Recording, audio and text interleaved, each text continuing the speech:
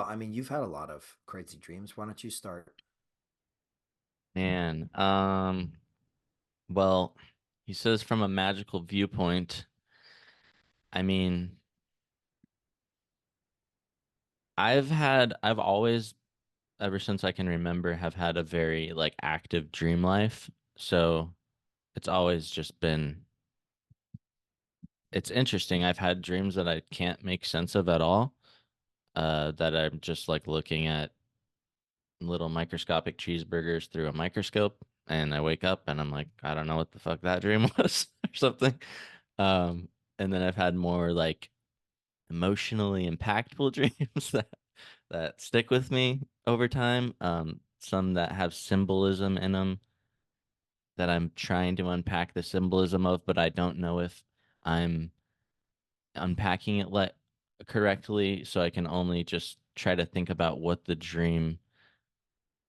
I think just meditating and contemplating on the feelings you felt, the symbols you saw, um, and trying to trying to over time, this might be partially why it's good to keep something like a dream journal, is because you can eventually start to notice patterns uh in these things, which is something I'm terrible at. And the reason I'm so bad, particularly with dream journals, is because I have so many dreams and they're so elaborate that if I spent all my time journaling about them, I wouldn't have any time to live my day-to-day life because it would just be like overwhelming.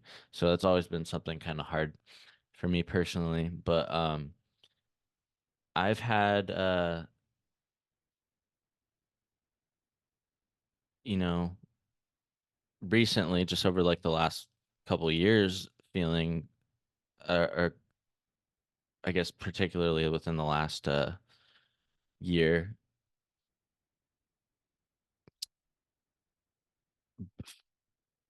I don't know if it's a dream that is, um, well, I don't know. I would say it's more of an astral, more lucid astral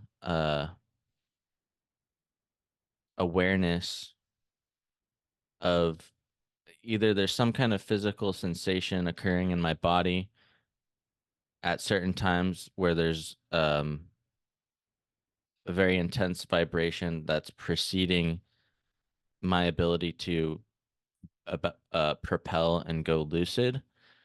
And there's some kind of energetic sensation that I'm able to control with breathing in the sleeping state, but I'm consciously aware of it. Um, and there's energetic things that have happened, I think, physically in my body that manifest as dreams sometimes.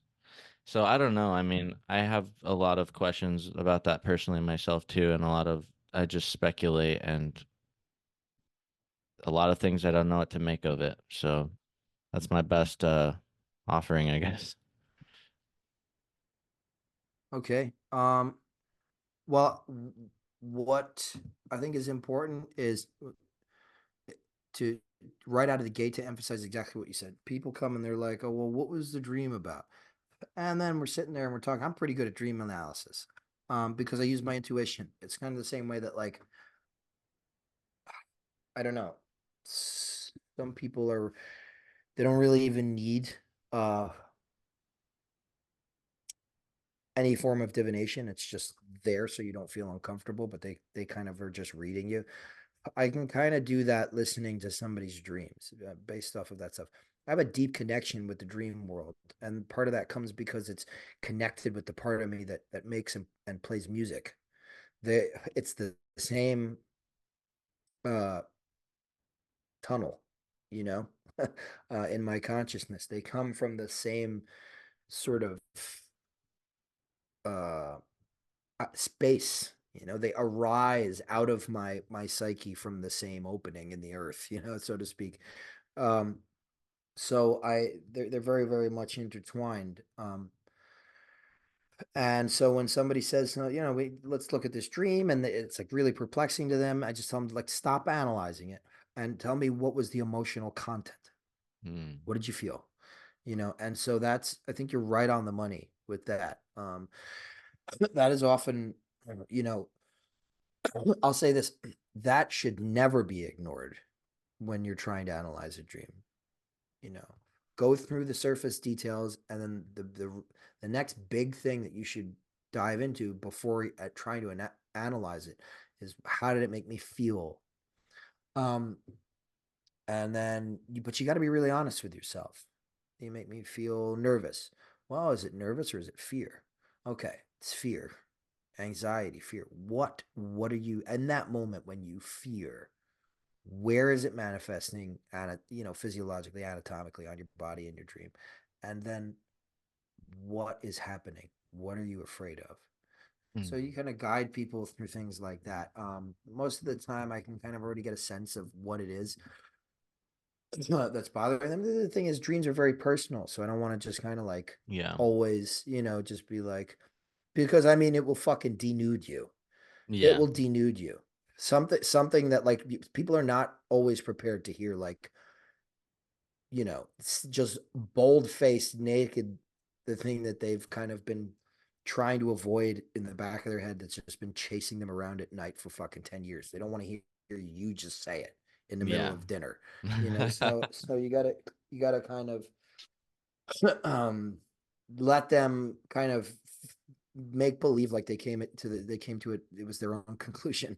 Yeah. It's kind of like, this was your idea. But I think that's the whole point of like psychotherapy a lot of times. But dreams from an ontological perspective, they're connected with the astral, and the astral is the imaginal, which the eye of your mind um, has direct, constant access to, profound access to, and from that, uh, there is access to the personal, sub and unconscious, and the collective, sub and unconscious. And the unconscious is the realm of archetypes. That's where those primary colors of experience um, are become accessible.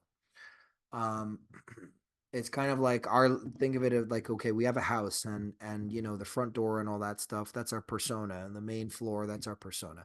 And then you go down into the den, that's kind of like the subconscious, and then you go further down into the fucking basement, that's your unconscious, and it's dark. And if you walk around in the dark there for a little while, for long enough, you realize, like, oh my God, there's another set of stairs that were hidden that are really, really tight, but they go further down. And you go down and down. It's this massive, massive, massive, just like incalculably large space that's darkness, and you feel like you're floating in outer space. And that's the collective unconscious. You have access to that through your unconscious. But it all starts in the astral, in the realm of the eye of the mind, and that is ontologically the next level, the next most rarefied non-physical level above materiality, if you want to look at it hierarchically or vertically, let's say, just for the sake of analogy. All these things are constantly interpenetrating each other. So that is a realm, a space that part of our ontology has access to, Mm. right? We talked about it in one of the last episodes, that the ontological chain stemming from the hen out of the self, like this is, in Agrippa's worldview, and Iamblichus, and Porphyry and Proclus's worldview, and all the theurgists and magicians of all time, they believed in these chains of, um, I think Plotinus was the exception to this, but he did believe everything was related, but he didn't believe in the chain theory. Uh, he believed in sympathia. Everything was kind of, it didn't necessitate a hierarchical ontology. But anyway, um, in this hierarchical ontology that we have, that allows us to make sense of magic, it's, we kind of descend down from our archetype, the same way like the physical body of a planet is representative, so to speak, of a higher locus. It's like, and then further down, like let's say the planet Mars, okay, and then you go further down to like a ruby on Earth. There's this whole chain connecting them, And we have that too. Individuals have that. Individual souls have that. And so if you descend downward and like in the physical body, well, the part just above physicality is actually the astral, and that like vertically, if you want to look at it in that analogy, and that's the mind of the eye. And so there are other things there that live in that space that are disembodied. Their ontological chain doesn't come down to the physical; it stops in the astral. That's the lowest they come, and so they kind of like can appear amorphous and can kind of you know embody or inhabit any kind of form. And that's again the danger of working with spirits because they don't have physical form, and the form that they show you can be whatever the fuck they want it to be. Normally, they're using what's in your head, your available imagery, to either fool you or keep you calm. If you're working with an angelic potency, they're probably not going to reveal. They're not going to speak to you in like the most approximate form the thing that the simple harmonious image of their nature. They probably won't appear to you that way. They'll appear to you the way that you're expecting to see them. So for the sake of communication, and a lot of that sometimes the person does intentionally. So when you dream, you're entering into this realm. Now, you see, there's all these different layers. There's the subconscious, there's the unconscious, and then there's a collective unconscious. And so the I don't know what determines the depth of the dream, but I do know that they happen at different levels of depth and profundity. And some of the stuff is just looking at microscopic cheeseburgers under a microscope. And that's like something from the subconscious or, some sort of imagery that needed to get expressed. This is much more of a psychological level, though nothing is without spirit, without some sort of spiritual impetus. But I would say that that's a lesser kind of thing. There's not a broad communication. And the next thing would be the personal unconscious. Those are kind of initiatic dreams because they wake you up to like your life's problems, things that you don't want to discuss, things that are blocking you, but maybe you can't face. Then there is the collective unconscious, and that's where we get into a totally different realm. Um, you know, that is when we're dealing with like major arcana trump, like fucking karmic stuff, big picture stuff that's entering into your life. That would be like considered in ancient Greece like a visitation from a god. Mm.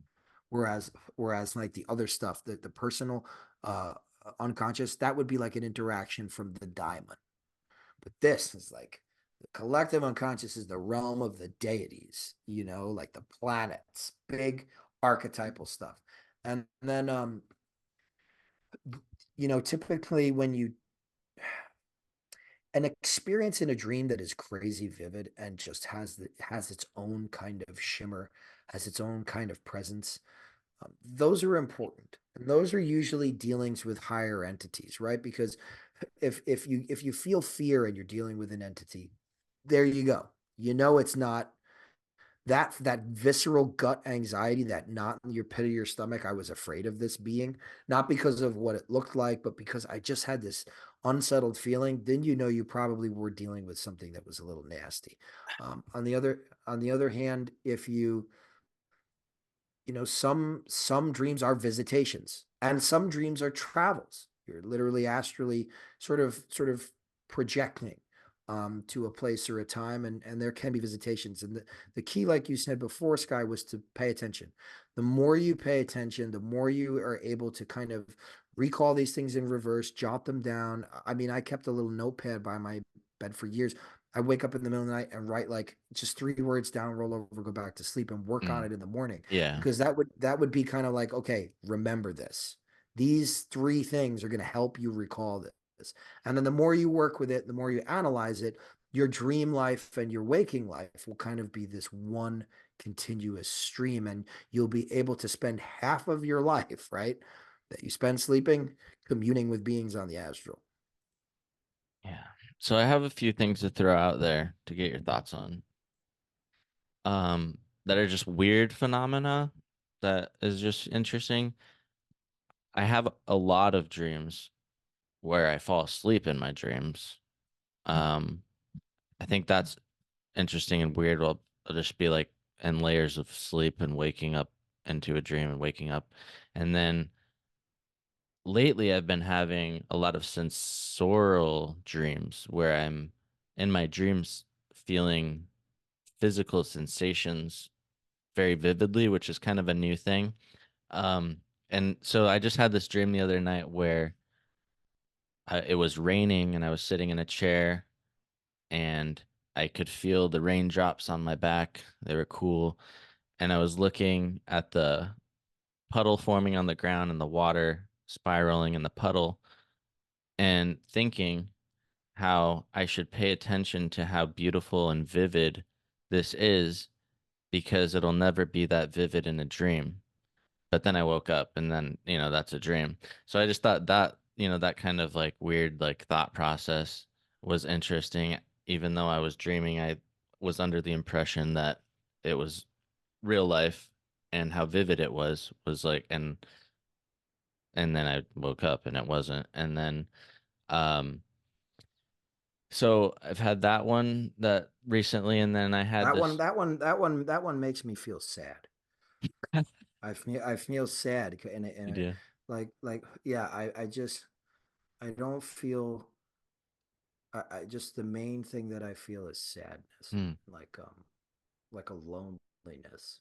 Hmm. That's what I feel when you tell me that. Okay, tell me what you think about this one. So I had a dream that so I was in this kind of like office setting and then I went lucid and so I was kind of like looking around and then I was trying to go around and communicate with people, hey, we're dreaming, like this is, whatever. And then this guy comes out of this other room, kind of like disgruntled. Yes, I get a bad vibe from him. He comes up to me and he's trying to basically trick me into going into this other back room with him. And he's really being like urgent and he's being really pushy about it. And I didn't trust him. And he like just had this feeling like he really had to like do something or whatever. And he jumped on my back and I thought initially that he had stabbed me in the back, but he like shoved this like energy ball into my back and then it like propelled me into this lucid like astral experience. And then I was like, okay, maybe I was just manifesting this perception of this guy being a negative thing and I was creating this dream imagery around this actual physical sensation in my back that was propelling this astral experience or something. So I don't know, like I just thought that that was it's weird. Like, do you yeah, think that dreams manifest imagery, but things actually physically in your body can be having sensations that are related to astral yes, experiences? yes, absolutely, absolutely. Because the astral is ontologically superior, not meaning like better, but like it comes before Mm, in the sequence of in the sequence of descent of the soul and through that ontological hierarchy, like the astral part of ourselves is antecedent. It happens first before material body. And so anything that operates that way, Agrippa says it, right? Inferiors are always governed by their superiors. So in other words, when you look at somebody's aura, they're not radiating the aura. The aura is concentrating them. That's the difference. It's not like this fucking glow. It's ah, like the aura is actually making you in that place at that time. wow. We have to revert back to that kind of way. It's not the coming off of your body. It's literally fucking creating your body and making you where you are physically. Mm, And so the astral actually happens first. That's why people can feel. I got a bad feeling about this. That's why people have intuition. That's why people can be like, "Oh, this guy's no good." It's happening on a different level that has nothing. It's there doesn't have to be a material cause. That's the whole thing. We're talking about causality.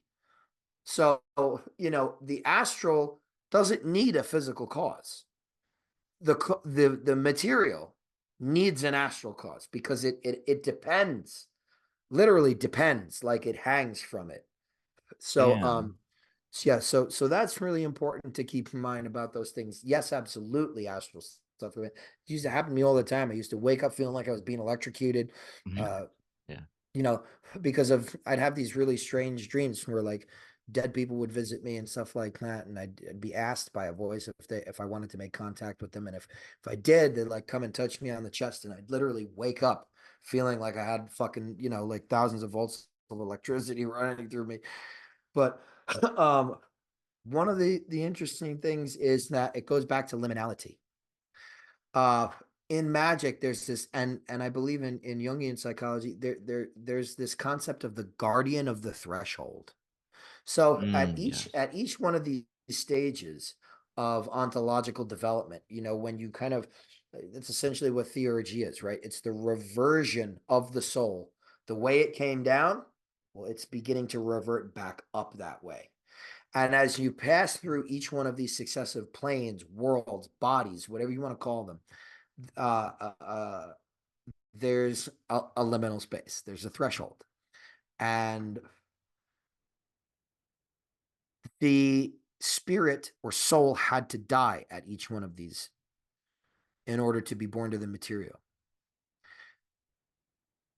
And then for the soul to be reborn, some aspect of the material has to die at each one of these liminal spaces.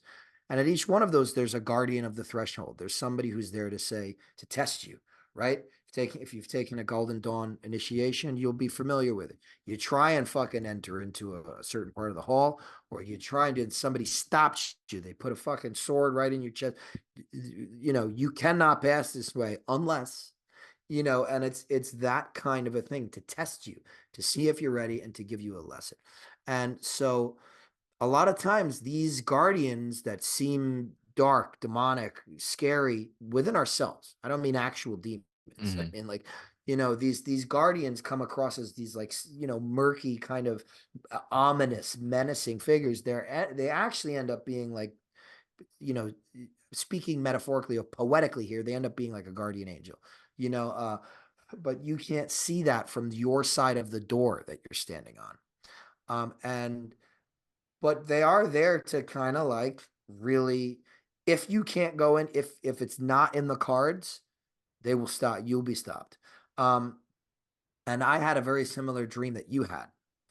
I was, early on experimenting with going lucid in dreams and staying lucid. And in the first couple of tries, I remember, and I might have told you the story, but I'll tell it again. I went lucid and I was like on a mountaintop with Boba Fett, and I stopped and I went lucid, and I was like, oh my God, I'm awake. And then I was like, okay, apply now what you've been wanting to apply. And so I just start rushing towards him, asking him, like, who are you? Meaning like I wanted to know what part of my, Mm. my subconscious or something that it was. And he just ran away, and I'm chasing, and I jump on him, and he just flies off he's got a jetpack. He flies off the mountain, and he's just like bashing me against the mountain. Like there are parts of ourselves that cannot be revealed to us, and like it doesn't matter how skilled or how talented you are at like going lucid in a dream, you're gonna meet that guardian who's gonna like tell you like, no, Yeah. you cannot go any further. And that's what that dream sounds like to me. You met a guardian of the threshold. You went lucid in a dream, and it was like in order to prevent you from kind of either knowing something too quickly or testing you. um this thing took control of the situation and kind of sent you into a different area. But it's pretty wild. This shit's pretty wild. That's When hilarious. this is what I'm talking about, when you start like really getting in, when you start actually doing this stuff instead of fucking navel gazing and thinking about, like, when you actually start doing this stuff and go and doing lucid dreaming and really trying to understand these different parts of yourself. But now when people when people have like dream things for me, and they're like, well, what does this thing mean? It's like, well, like I can't tell you every fucking thing because there are some symbols that are archetypal. But Hmm. a lot of symbols that we encounter, right, especially people who are not occultists or just new occultists, you haven't assimilated the symbolic vocabulary. You don't have the mythic images that you need in there in order to make this stuff intelligible and uniform enough for you to be able to say, I know what this is. So you've got a bunch of fucking garbage in your head, just like anyone else. So some stuff is going to be, a lot of stuff, if you're not initiated and not trained, is going to be very, very particular to the person and their experience. But what I do tell them is that rather than, because I made that mistake, right, with Boba Fett, I said, "Who are you?" And then it just led into this whole aerial fucking, altercation, this Wrestling tussle. match with the Guardian of the Threshold. Yes. What I tell people is rather when you're talking to dream characters and you want to know anything about them, don't ask them who they are. If you're lucid, ask them, what do you want? Mm. That is a much better question. They will, 9 times out of 10, they will answer you and you will learn something about their nature, what they mean to you. Okay. All right. Meg asks, for as long as I can remember, I've practiced intuitive and natural magic and received guidance from what I considered ancestral and nature spirits. But admittedly, in a very naive and optimistic way, if things felt sparkly and friendly, I trusted it was a benevolent energy, and I viewed nature spirits as a whole to be loving or neutral at the very least. 1 year ago, a friend said to me, quote, "Spirits want something in exchange for working with you, and it might be more than what you're prepared to give," unquote. I'd never heard that concept before. After that, I learned all nature spirits are chthonic, which didn't fit my worldview because I associated chthonic with dark. It made me realize how little I've known what sorts of things I was engaging with. If I've unknowingly made contracts with spirits, how do I find out what they want? And is there something I can eventually learn to clear myself of those ties? With that context, is there ultimately any way to objectively know what the nature of things are as far as if we can trust our senses slash feelings slash vision slash intuitions? Well, what you got to understand is that there are spirits and then there are nature spirits. Nature spirits are not chthonic. They're material. So in other words, there are the intelligences that make up your material body. There are intelligences that make up physicality. I wouldn't say that they're necessarily chthonic in the traditional way. Whereas, like, if you're going to be summoning the shell of a shell of a dead person, that's chthonic. Ultimately, anything sublunary is Hadean. Anything material is technically in the underworld. So there's that way you could look at it. Now, again, right? It's interesting. We're talking about thresholds. We're talking about being either on either side of the door and what that means. So you can either, from one side of the door, you're looking at the entities and you're like, they make up my material cage. On the other side of the door, well, they allow me to have embodied experience. So both of those things are true. Um, Now the thing is, 9 times out of 10, uh, spirits, natural spirits, elementals, as we call them, uh, elementals will, if that's what, if now we have to agree on our terminology. Are we talking about sylphs, salamanders, undines, and gnomes? Like these traditional quaternary elemental spirits. So that's, a lot of people refer to nature spirits as that. If you're talking about like spirits that you encountered in the woods, that's a slightly different story. Now we might be getting into chthonic or ancestral sort of egregore manifestations and things like that that don't necessarily have anything to do with your personal ancestors. But whatever. We're all una fazza, una razza, right? One face, one race. So, but elementals will typically work with. So some elementals will not work with you. Gnomes are typically very. that intelligence, that vibration, that energy is typically very industrious, very busy. Um, uh, you can work with those. Undines are kind of um I don't, it's like there's like water imagery, right? So I want to say slippery, but it's like they're not as approachable. We're not as at home in their realm. However, they make up, whatever it is, 78% of our body is water. That intelligence, um that vibration, that energy, that like frequency signature. It has an intelligence. You can communicate with it. You have to do that, through the eye of the mind and the mental realm, what in the Vedic work they'd call like the higher, the manas, the lower and higher mind. So you can communicate with that. Nous in the Greek level. You could use those two faculties to communicate with this intelligence, which is in this symphony of interlocked, simultaneous vibration constantly in order to hold our material universe together and create the changes and permutations that allow us to be here and for the wind to blow, the tides to move. So working with those things have their advantage. If you begin to supplicate, if you begin to leave offerings for these types of things, then you're in fucking trouble.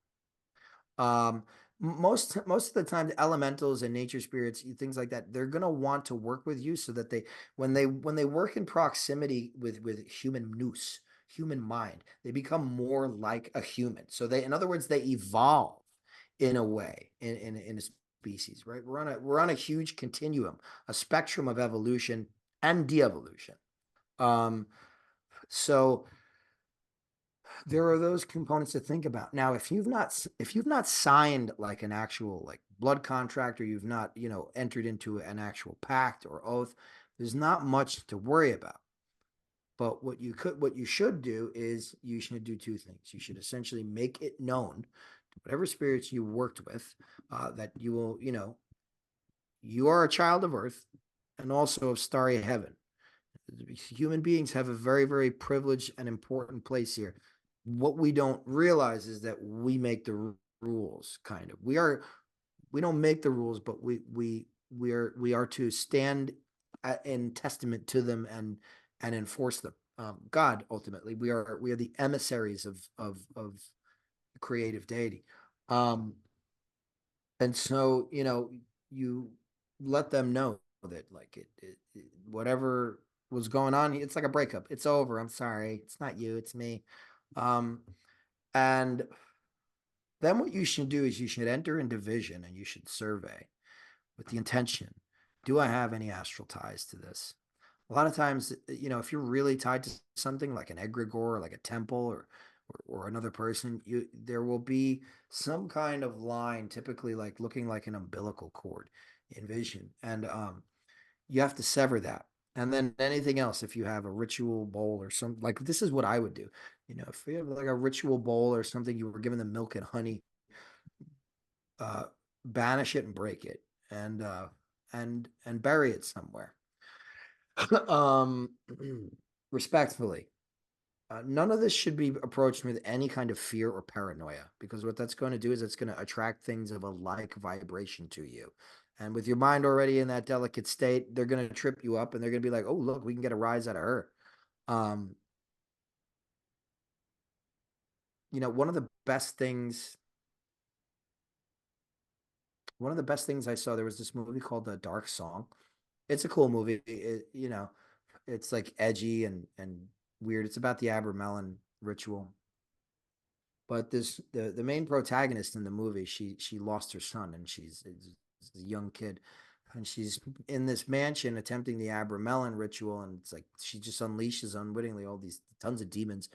And so she's locked in a room, and this demon's like knocking on the door and saying, "Mommy," in her son's voice, and she's saying like, "You're not my son." And then this other voice answer says, I forget what he says, but I think he says like, "I know I'm a horrible cunt who just wants to scare the shit out of you," and that's basically what those dark demonic forces, they have no fucking power over you that you don't give them. and that's the big secret. Same thing with elementals. No fucking power over me. I am a child of earth, yes, but also of starry heaven. That ontological chain. I was born into physicality, but that's not where I reside. Mm. My locus is up there. I came down here, and we could get into Plato because I was just reading him out by the fire pit today, like finishing up, my third read through of the first Alcibiades.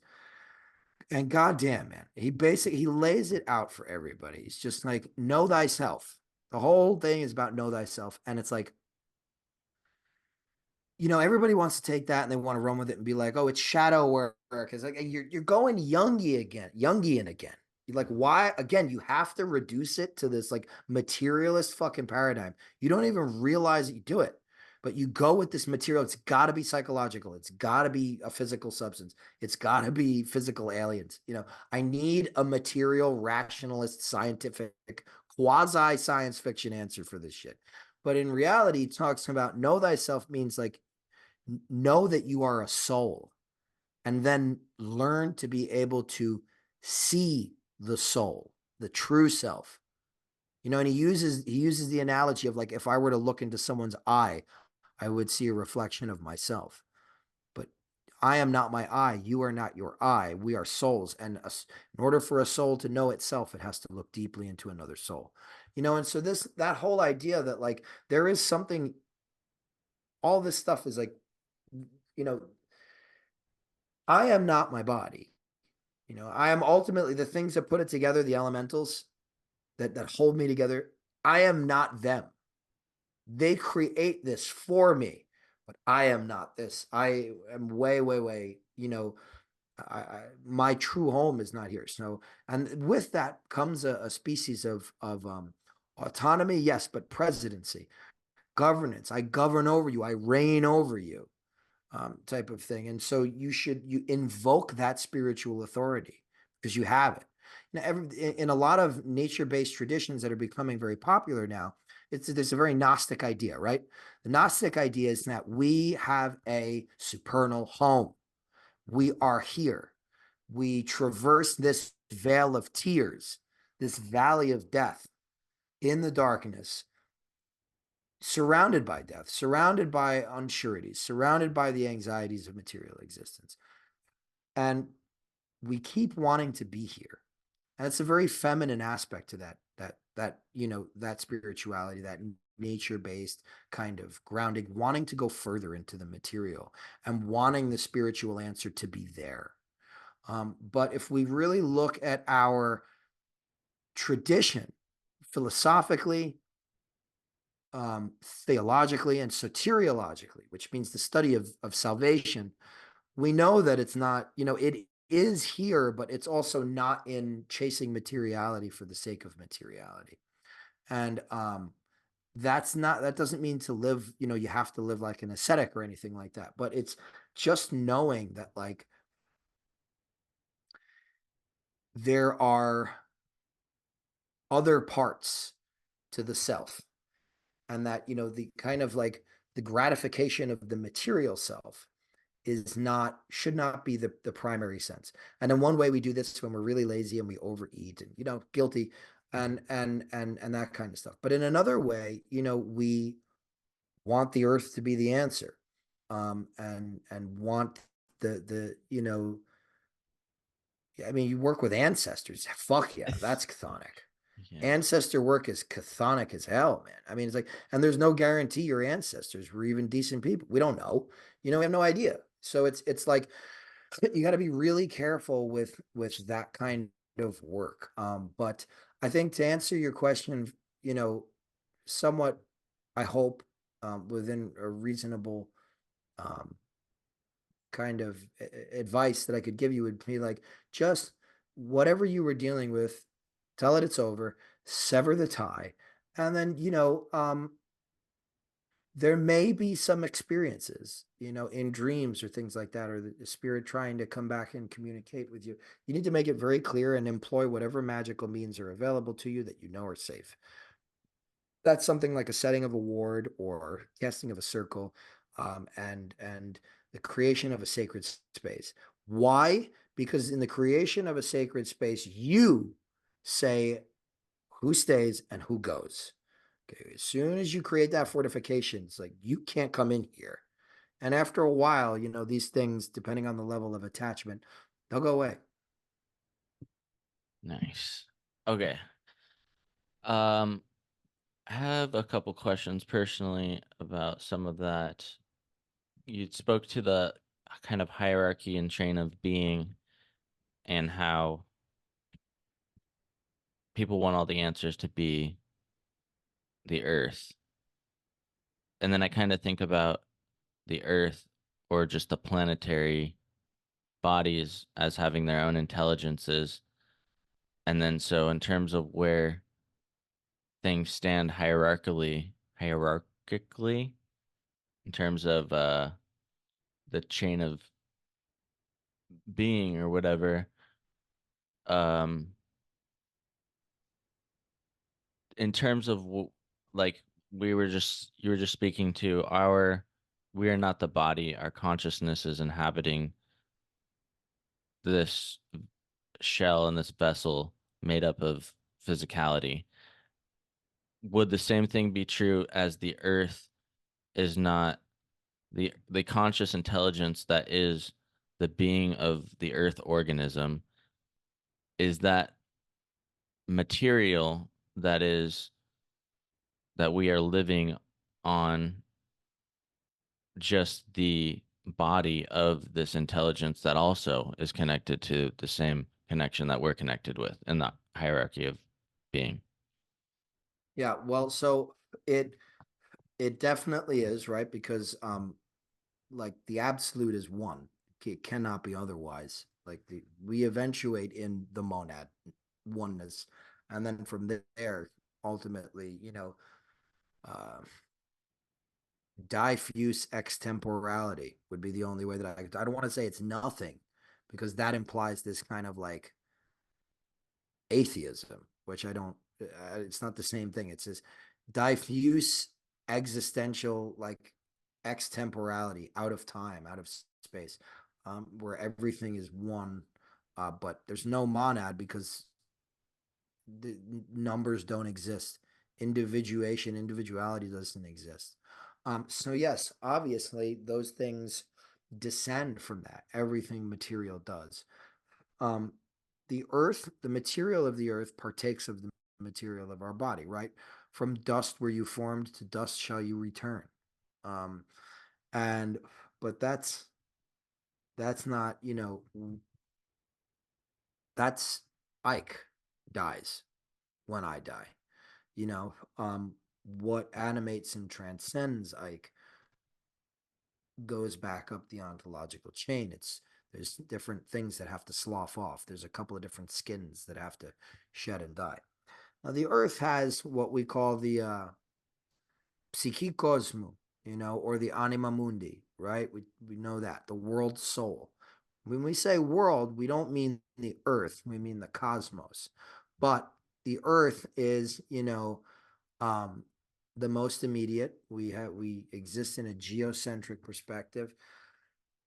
Um, but there are, as we know, other forces that kind of animate the earth and make these laws that put it together. And so interaction with the logoi, the on a mental and even astral level, you can again talk, participate in the intelligence of different areas, and you can. I mean, I do that when I travel, right? I did that at Glastonbury tour. I invoke the the guardian of the place, which is really the image of the egregore of the land, everything, and it did not, it was very very different message than I thought I was going to get. Very kind of well-worn, cynical. I would say that earth around there had probably at one point been blood-soaked. Wow. But and I do that in certain places. And so, this is magic, right? These are the occult virtues. Occult meaning not seen with the eyes. Yes, it manifests in things such as like radiation and electromagnetism and things like that, stuff that we know about now that seems like, radio waves. It seemed like magic back in the day. I mean, I pick up my phone, call you right now, and it's like we're talking to each other. We're on this screen. It's like that's fucking magic, you know. Now, to say that that's what magic is not the whole truth, because there's different layers to this. It's not just this what we've been able to kind of pull out of the air and use for the sake of commerce and convenience and communication. It expands, several orders of magnitude beyond that, to the point where mind will always be able to conference with mind. Um, and And so, go ahead. Sorry. so what could you just clarify for me what is the nature of a thing that is chthonic? Chthonic is having to do with the underworld. And typically, when we talk about chthonic, we talk about spirits or gods, god forms, like Hades, or you know, um, uh, the kind of like Persephonian, the in terms of Persephone as the queen of the underworld, rather than Clory, the maiden who exists in the fair lands, and various, from all pantheons, various underworld deities. Now the issue is that, like, when the Greeks and the Egyptians, when at least of the Middle Kingdom and Late Kingdom, when they talked about the underworld, they were talking about physical Earth. When Porphyry talks about, when Homer talks about the cave of the nymphs, he's talking about Earth. When they talk about Pythagoras, um, you know, going down into a cave and going to sleep, talking about incarnation in the Earth. When Plato's giving the allegory of the cave, and we're chained in a cave and we have to come up through the specific sequence to like behold the sun, he's talking about the Earth. So anything that has to do with um, earthbound sort of spirits is technically chthonic. But typically, we think of them as like underground. If you picture like hell, in the bowels of the earth with like fire everywhere. So all the spirits and shit that's in there as chthonic. Okay, so something like how does it become determined, say like substances or plant medicines or things like this that get these chthonic associations, like something like psilocybin mushrooms. Would you consider that a cathonically associated entity behind or entities behind the psych the uh experience of experiencing that experience? I would say so. So anything having to do with the earth, the sublunary realm, ultimately is going to be chthonic. So But mushrooms, sorry, go ahead. mushrooms, I mean, here's the thing. People have used this word in so many different ways, right? There's this whole neo-pagan thing where they're talking about chthonic, they're talking about dead gods, necromancy, stuff in hell. Now there's the philosophical use of this term, the more original use of this term, which goes back older. It's kind of like when you say, hey, can you give me a Band-Aid? Now, when you say Band-Aid, you're talking about a brand, but Mm. I know what you mean is a tiny bandage. So there's that same kind of like, it's just we've gotten used to this word meaning something in this particular paradigm. So what you're going to read online, because most people online have their head up their ass, you're gonna see more this very specifically neo-pagan sort of rendering of the chthonic idea. In reality, chthonic has to do, that word Greek, chthon, coming from having to do with the earth, while mythologically or symbolically depicted as like being in a cave or being underground, um, has to do with the sublunary sphere. So technically, my material body partakes of the chthonic, but at the same time, it's not it's not in that traditional sense that we're talking about, where it's like you have something to worry about because you're talking to the shells of the dead. Those are I mean, those have no the shells of the dead have no ontological hierarchy left. They're etheric kind of, which we know ether is a physical substance. It's not astral. It's a very, very rarefied form of materiality, They're like the but it's most material. rarefied. Right. So that's why you can see it and feel it and move it. So when the ontological, when that nous, or that soul moves out, kind of like pulls back out of the material body, it also pulls out of the etheric. And then so that's what the Chinese, or the Eastern cultures have called the hungry ghosts and things like that. So it really, that is very chthonic because it doesn't go anywhere. It has to So dissipate. It has to die the second death. But the main issue here when we're talking about chthonic is, which definition are we adhering to? So the most people are going to think chthonic has to do with I would say, the popular underworld, meaning like thinking that Hades and the realm of the dead is below our feet.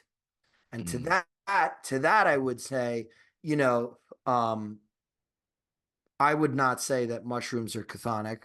I would not say that elementals are chthonic. If you're talking in the philosophical way, um, which is it's very rare, right? Like we could probably talk about the chthonic with Gregory Shaw, or even Danny Newman, or so they would know that chthonic of the earth, it's just the sublunary realm. So anything that manifests here is technically chthonic. That doesn't mean that there's not an ontological hierarchy that leads out of here. Some of the stuff is just here, but not all of it. I'm really the highly dead matter, inert matter, yeah. that that stays here. Okay. Um, but everything has um, a celestial or ontological chain, according to most of the theurgists, and much of Platonic, Neoplatonic, Hermetic, etc. philosophy. So yeah, I'm So thinking about mushrooms. because I'm thinking about connecting with currents of consciousness through the method of an egregoric current versus the method of a plant. And the hierarchy or the chain that those currents are connected to that you can get in touch with where it's streaming from. Yes, If if I know what you mean. if either one is streaming from the same origin up through that path. But the thing is, think of it this way, Sky. Like me and you are both humans. We come from a single, a common source. But to say that, like, we're so fucking far removed, it's like, you know what I'm saying? It's like Yeah, a moot yeah, point to even try and draw the core. That's an oversimplification. Your picture's too small. yeah. It's like we're talking about, like, there are fucking serial killers. You think they're ontologically connected to the one? No, Good they're not. point. Good Like, point. so it's I mean, because the thing is, the mind can hardly conceptualize the Yeah. level of removal that we are so fucking far removed. But I'll tell you this. I'll answer your question. This is the difference between nature magic and theurgic magic. So everything has an ontological chain, right? We can safe to assume that in the system within which we are working. Now, if you work with the planets, and I want to invoke, the spirit of the sun, Sorat, you know, the spirits, the planetary spirits, are not good to invoke by themselves. You should never do that. And it's not because they're evil. It's because that their nature is too wily and unconcerned. It's too chaotic, too hectic to really care about whatever the fuck it is you're trying to do in that operation with them. So what you need to do is you need to invoke the intelligence first. Why? Because the intelligence will control the spirit. And so in theurgic magic, we go to the furthest degree and we say, okay, where can we get the furthest up the chain? And we invoke the highest first, and then we work our way downward. So if I'm talking about the sun, I'm thinking Tifereth. What's the divine name for Tifereth? Yod He Vav He Eloah Vada'at. Then you move down to the archangel Raphael, and you just keep moving down to the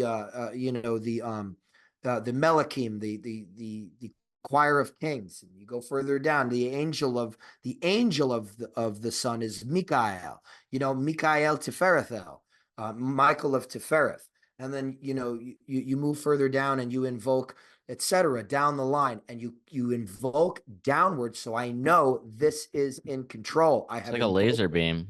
exactly. I have invoked the highest first, and so on the other hand, what you're starting with in the material when you were like to say take mushroom, you're starting with the lowest. You're starting with the material, with the highly, and you're trying to work your way upwards. Whereas in theurgic magic, you invoke the modern theurgic magic, I should say. You want to, at least from the time of the Renaissance, you want to invoke the highest first and make sure that all this shit is under control, right? Because it right. That's the double-edged swords of sort of drugs. They have the potential for that lesser initiation, but at the end of the day, they also have just as much potential, if not more, for abuse and for kind of warping your fucking brain out of being in touch with reality. And that doesn't really do you any good either, because it's like you want to keep a foot in both worlds. You need to stay balanced and tuned into the situation around you. Yes. All right, a couple more. We got um let me start with this one first. Do you know if there's modern day Egyptians that are continuing the magical initiatic traditions of ancient Egypt? I don't know for a fact, but I'm sure they are. They have to be. They would have to be doing so fairly clandestinely, just because Egypt is, you know, it's an Arab country, and so Islamic law. The thing is, it's very liberal, all things considered. It's not, they're not under like, Sharia law or anything there. And there's lots of Christians and lots of different people, but I feel like, you know, just the society as a whole, people would be weirded out if they saw you actually, not practicing maybe an Abrahamic faith. If they saw you actively practicing polytheism, I would imagine, right? I've not spent enough time there, but I would imagine that would be a little weird for them, and that you might catch some flack. Ultimately, I don't really know, but you have to, especially right now, the last 10, 20 years, there's been so much, ancient polytheistic, revival of pantheons in Iceland and in Greece and in, you know, the Netherlands and Germany, Germanic countries and things like that. It has to be there in Egypt, because I will tell you, like, they are very, very proud of their heritage, and they have every right to be. But what's really cool is that they say, like, Egypt's heritage is not our own. This is world heritage. And I Mm, really like that about that philosophy. yeah. What what's your understanding of what synchronicities are? um Somebody put it a really good way, actually, in a video I was watching yesterday, and I can't remember the way they put it, but synchronicity to me, I'll try and conceptualize it in my own way. Synchronicity to me is, your environment communicating with you, the macrocosm in dialogue with the microcosm, and the bridge, where the objective becomes, becomes personal. I don't want to say subjective because that gives it like this kind of connotation that it's not real. It is real, it's very real, but the impersonal becomes personal for a moment. And I think that will happen more as you engage in a spiritual journey, which is to say awaken and communicate with the different parts of your ontological chain, your spiritual hierarchy of the self. And and you will come to see really that the universe really is alive and that there's something else going on here. There's a bigger overarching intelligence that can't talk to you the way a person would talk to you, though it uses people to talk to you, but it also uses situations and it uses synchronicities to talk to you. So that kind of led into the follow-up for this. Is there a difference between synchronicities of events and synchronicities of numbers and symbols, since the latter is what makes up the fabric of material reality versus events? Well, the thing is, again, it's like I said, it's going to make these things personal. So what's the key there is the person, because it's all trying to get you in your very finite understanding of things, as all of us are, have. Um, it's trying to move you towards whatever your telos is, your purpose in life. Okay, so where was he? Synchronicities. They were trying to guide you towards your purpose. Something along those Oh lines. yeah, yeah. So there is it's a very personal experience, and um really, this is one of those times you're gonna have to toe that line. You have to try and balance it. You have to remain in the middle and not completely fall over into the end of like either credulity or like, that John Nash kind of like number searching type of 23. this might mean this, type of thing. Um, where it's a bit of a stretch. I mean, ultimately, if it helps you, if that's what, if it's moving you along, I don't see anything wrong with it. But my own experiences in synchronicity is that they will be fucking stark. They will be undeniable and they will defy the odds. Like for instance, so I um this is kind of a long story, but anyway, my friend who died, on my 30th birthday, right? Snow. He and I used to we used to watch this movie. It was excellent, right? It's a Martin Scorsese film. It's called The Last Temptation of Christ. It's a very Gnostic kind of allegory. It was very cool for the 80s. Most people look back on it now and they laugh, but for the 80s, I mean, it was done very well. So, there's this line in it where Willem Dafoe, who plays Christ, he's laying in the grass and he just says, "Everything is from God." And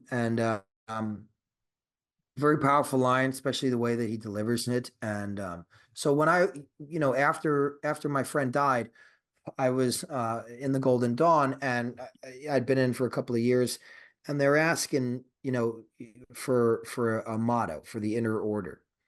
And I remember thinking to myself, like, okay, I've already tried to pick out a motto in the outer, and it was a rough go. Try not to think about it. Like, this should be one of those things that just pops into your head. So I leave it alone. I forget about it. And then I come back and I'm like, oh yeah, I have to pick this motto before my inner order initiation. And in my head, I just heard that Willem Dafoe line. And I like immediately I was like, oh yeah, I have to pick my name. And then it just went, everything is from God. And that line was so connected to him for me. And that movie, um, I never watched it with anyone else. Uh, so I said to myself, this has got to be in the Bible. Let's check it out. And sure enough, there it is. In Strong's Greek lexicon, it's located in, I think, Second Corinthians. It says tadapanda ekton theon, and everything is from the God. I changed it, panta ek theos, everything is from God. But where I found it there was astounding. It was chapter 5, verse 18. And my birthday and Ray's death day is May 18th, 5/18. And I knew right there that it was like, this is a huge thing. And then when I was, there'll be many, many other synchronicities involving 5/18 for me. I mean, every day I see it twice, probably, um, and it has something to do with, I don't even know what it has to do with, whether they're with me or whatnot, but I do know that in times of crisis, it's particularly there a lot, a lot, a lot. So I would say stuff like that to me is more, that's an example of strong synchronicity. And so it numeral with experience, numeral with a kind of experience to it. Because I mean, numbers are kind of everywhere, numbers and letters and things like that. So it can be easy to kind of get lost in this web of, I mean, we're so, there's, um, advertisements, street signs, there's just tons of imagery, numbers and letters around us. So I feel like I would drown if I saw synchronicities in every little thing. And also, like, right, so initiation, and I mean, if we've been kind of playing in the fields of spirituality for long enough, especially if we've been kind of mixing in, psychotropic and psychedelic drugs with that, you're gonna it's probably induced some sort of, like the alchemical nature of initiation. We like to say it's like self-induced schizophrenia, because it is. But the thing is, you have an egregore, you have a curriculum, and you have initiations, and you have temple mates to guide you through that. When you don't have that, you're inducing these states. You want to keep the mental hygiene focused. You want to keep yourself focused and not allow yourself to go too far off. Like to me, like gematria and stuff like that. uh, It's useful, and Sky and we've talked about this. Useful in some capacity, whereas, I can't get too bogged down in it, because it gets a little like whatever that meme is with like Charlie Day, and he's smoking a cigarette, and there's like fucking pins in the, all over like that. You know what meme I'm talking about? Like, I Yeah. can't get like that, so it's got to be more like punch me in the fucking face. Yeah. Tell me that you're here. Let me know what it is. And that to me, it just seems, especially for the type of mental organization I have, it's just safer for me. Yeah. Why do so many people think they are quote unquote starseeds these days? If we rule Because a out lot, if we rule I out was, humans, okay, go ahead. I was gonna say something mean. Go ahead, please. Are you sure? You can go ahead and say it. No, I don't want to. I don't want to be mean All anymore. right. If we rule out human souls having past incarnation as animals, and we assume each human alive has a soul, is it possible a lot of souls incarnating now are relatively new to life on Earth, or is it just trendy delusion? Also, maybe related, what what's the path of return? Okay, so that's like eight questions, and It's they're a all really lot. fucking big. Those are the So, that's the last ones we got. okay. So why do so many people think that they're star seeds? I have two reasons for this. I It's never this or that. It's always this and. I truly believe that it's the incarnating generation of the last like 30 some odd years, 40, probably like 30 some odd years, 40 years, have had let's put it poetically, they drank a little less of the river Lethe on their way in. I think that's true for a lot a lot of people in this generation. That's why everything is changing so much. There's also the precession of the equinoxes, right? So that whole, I think you're on mute, buddy. Oh, is there a finite amount of water in the River Lethe? It's an allegorical river. It's not an act. We're not I talking know. about an actual Yeah. thing. Sorry, go ahead. I It's actually, well, this is all pretty interesting actually, because it has to do with the path of return. I'll kind of explain it. If you just bookmark it there for me and remind me Okay. if I go off into it on a tangent right now Bring and it back. somehow land us at, I don't know, Ninja Turtles and fucking Bill Clinton. I don't know. I I, I tend to just go so far off track. I'm just like, okay, do you hear yourself? Wheel it back, buddy. you know.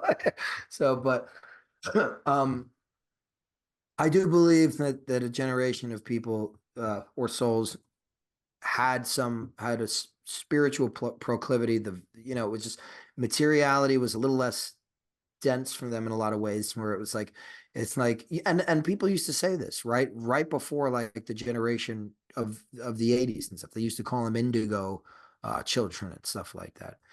uh, and talking about, and in a lot of ways, we fulfilled that prophecy. The people that have been born in the last 40 years. I mean, they really have, really, there is a true spiritual impetus for justice, for spirituality that has come up against, its dark antithesis, which is atheism, scientific reductionism, and all that other stuff. But I mean, I see an overwhelming majority. I mean, a huge group of very, very impassioned people that care about the earth and care about egalitarianism and being fair and all this stuff.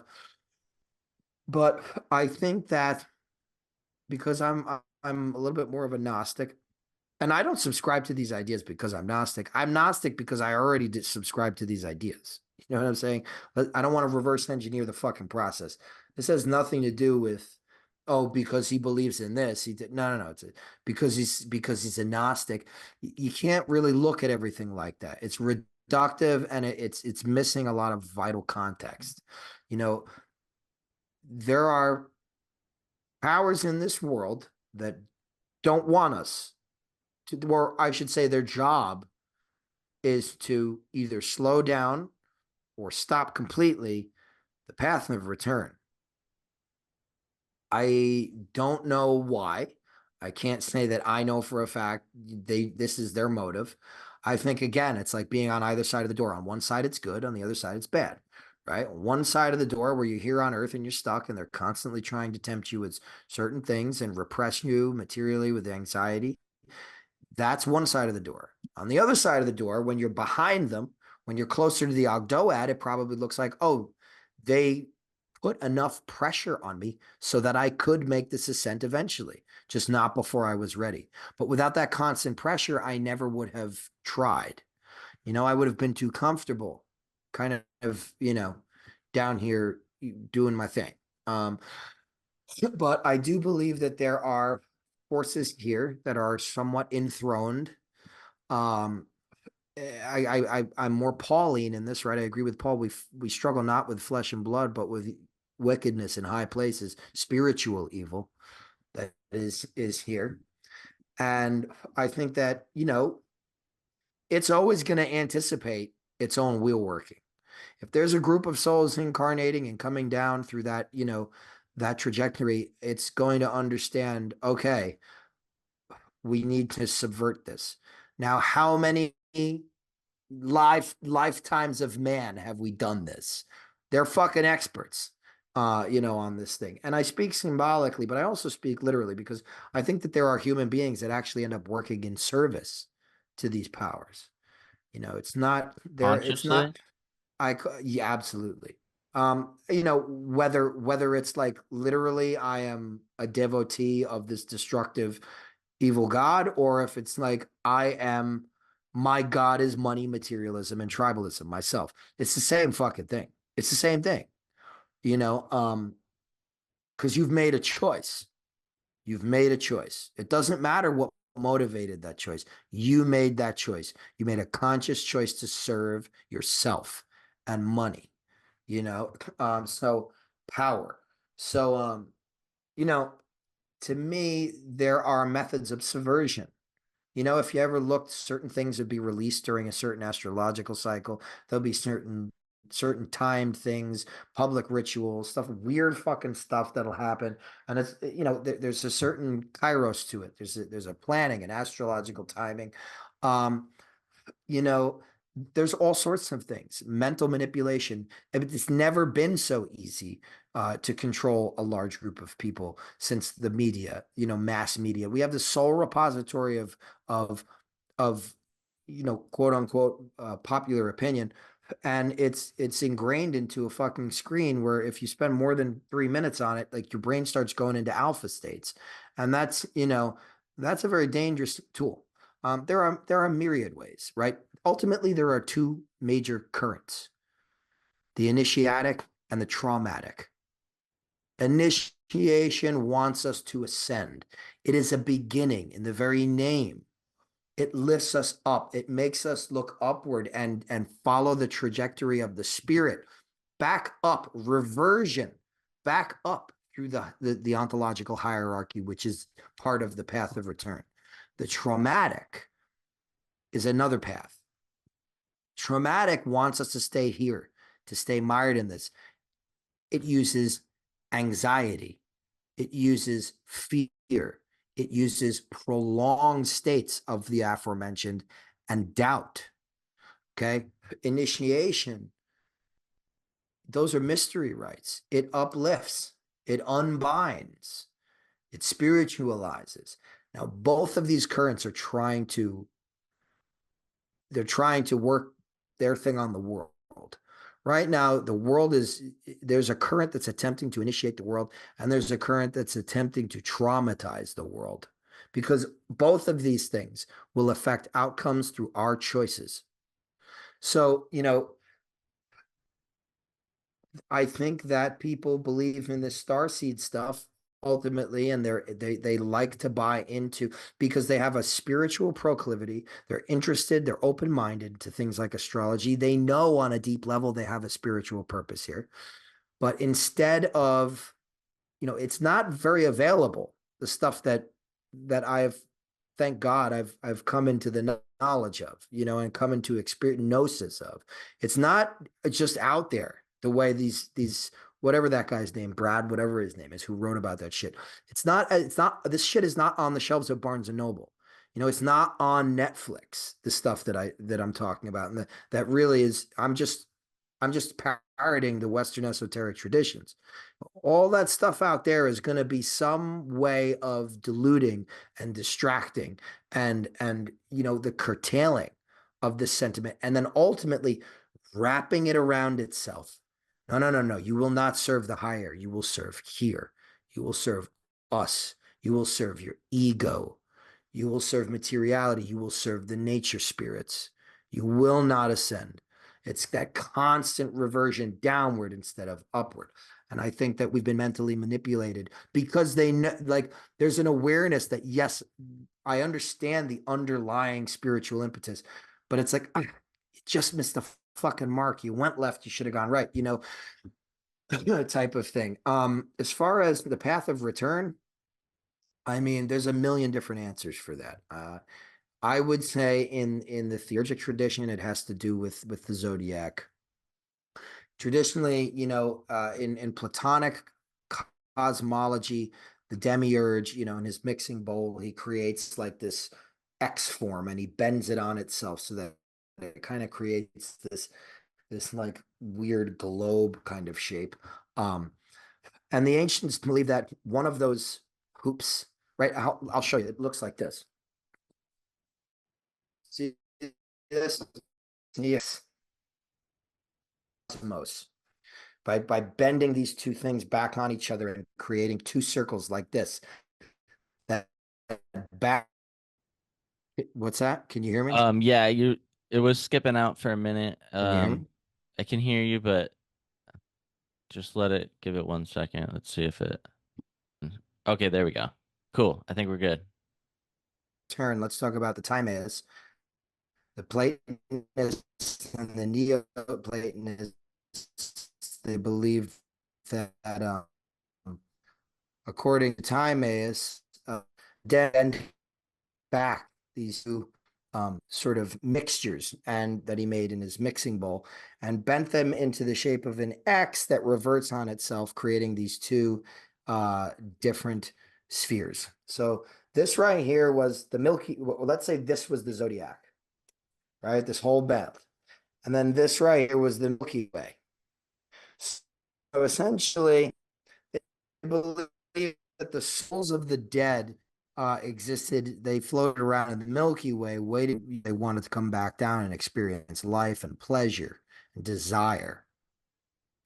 Now, it would have to enter through the gates of the sun, which is the Tropic of Cancer and the Tropic of Capricorn, at the furthest point north and south, respectively, on the ecliptic apparent path, and would harness Cancer, and they would leave through Capricorn.